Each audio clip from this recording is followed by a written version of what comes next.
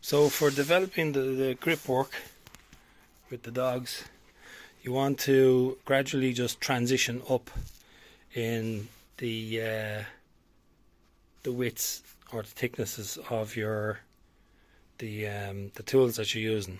Okay, so if we start with this one here, it's a fairly narrow tug toy. Okay, and that's the puppy one, and then you can just transition up to this one. Okay, and it's a little bit more difficult, a bit more of a challenge for the dog, and gradually over time they develop. But you need to keep moving on, keep transitioning, otherwise their mouth work, the grip work, will just stay the same.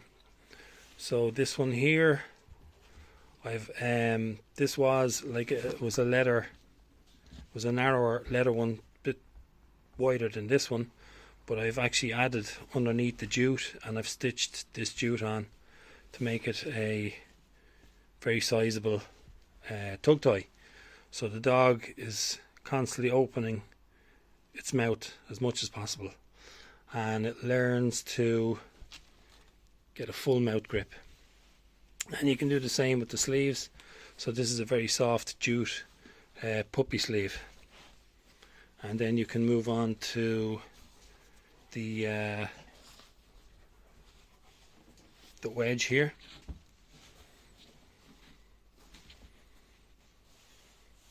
And gradually onto a harder surface to grip. The dogs find this really, really hard, and basically their teeth, they can get a grip on the jute, but it's very hard. They can't penetrate this like they can with the jute, and their grips are, even though it's narrow enough for them, if there's any kind of resistance by me, they can slip off. So that's down the road, that's ideally what you want them to be able to grip. Same with the balls or any of these heavy duty kind of rubber. Look, they think they're going to be training now. They've already done it. So the type of materials I'm after finding can actually give the dog actually a boost in confidence, and I found that the jute was the best for the dog to actually be able to get its teeth into and grip. So you'll see some of them are like almost like a plastic or a false leather. That's very hard for a dog to hold on to, especially when they're only starting out, like Max. And it's a gradual process. Now you could have a dog that just naturally is able to grab with a full mouth and hold on to it. That can happen. But I'm after developing Nina to the point now where she understands that if she doesn't get a full mouth, hold it back at the molars, same with this tug toy here, right, if she grabs it here at the front, it's just going to come out. So she's, after doing plenty of reps, gradually and slowly, she understands that it goes to the back of the molars, it doesn't come out, and they learn how to adjust themselves. So they get educated and they learn. So this is at the time now where this tug toy here is too easy for Nina. And what I'm going to do is I'm going to start moving her on. You want to gradually move on to harder tests. So this is a nice kind of, it's a hard rubber, but you can see it's starting to decay here. Max is made shite of it basically. So this one here, it's much harder plastic, some sort of resin. It's made for dogs anyway, and it's a bigger size, so they're gonna have to get their mouths even wider on this one here. So you want to gradually move them up onto wider grips for, well, wider toys or tug toys, wedges, for them to develop a proper grip.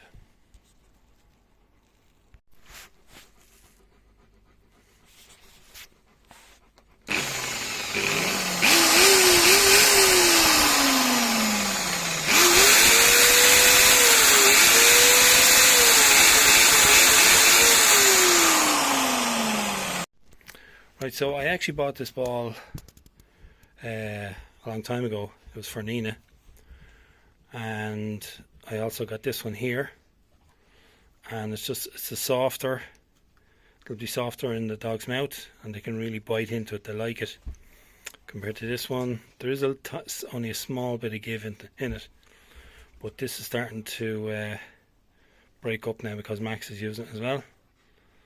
I did have two. Don't know where the other one's gone. Dogs just ran off it. But I'm going to switch over to this one now, because Nina will definitely be able to work with this one. And it's a bigger size. If you do play tug, or you're playing with balls with your dogs, and it doesn't matter if it's a Jack Russell or a huge big dog, dogs have teeth, and what you want to do is, and what I did with these, they didn't have any strings or attachments to them, so I drilled holes, just pulled it straight through, tied a knot in the middle like I've done with this one, drilled a hole, had a bit of this belt here. It was an old, that's Sika's old collar, and I said I might as well use the strap off it, tie a big knot in the inside. Anyway, dogs have teeth, and if you're playing with your dogs, you should actually make sure you buy a toy with the attachment, the rope, or drill a hole and do like I did here, because when they come flying at that ball, sometimes they miss by just a couple of centimeters, and if you're holding this ball, they'll take your hand as well with it. Not on purpose, that's just the way it happens. And so if you're holding it out like so, and I've Max or Nina charging at me, they can just take it, and they're not going to take your hand.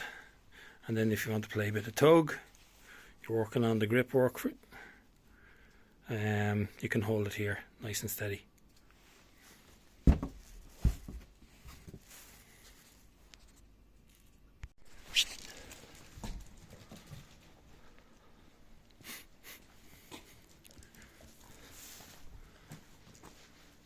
Yeah. So this ball is going to be harder for Nina to hold in her mouth because it's a harder surface,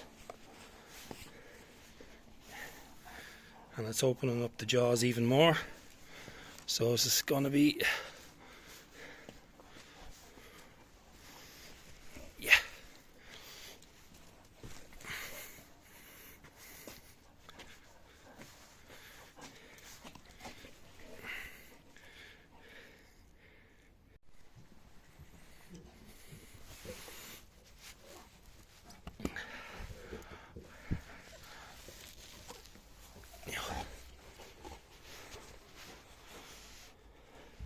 So you can see the difference, even though Max is a bigger dog.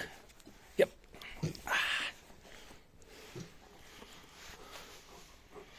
He's not used to opening his mouth as wide as Nina. And he's a work in progress, and he's also a lot younger than Nina as well. Yeah.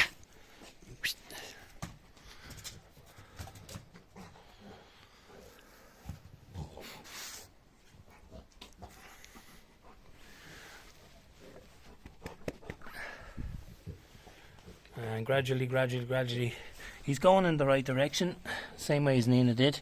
Nina didn't start out the way she is now. And eventually they'll learn to get the ball as far in as possible. So Max is definitely a work in progress. But Nina was at this stage as well, and it just takes time and reps.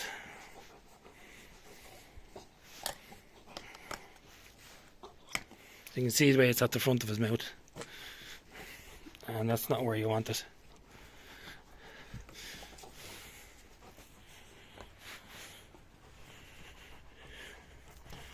Now he still has the strength to hold it there, no problem, but we want to train the dog to get it right in to the back of its mouth, into the molars.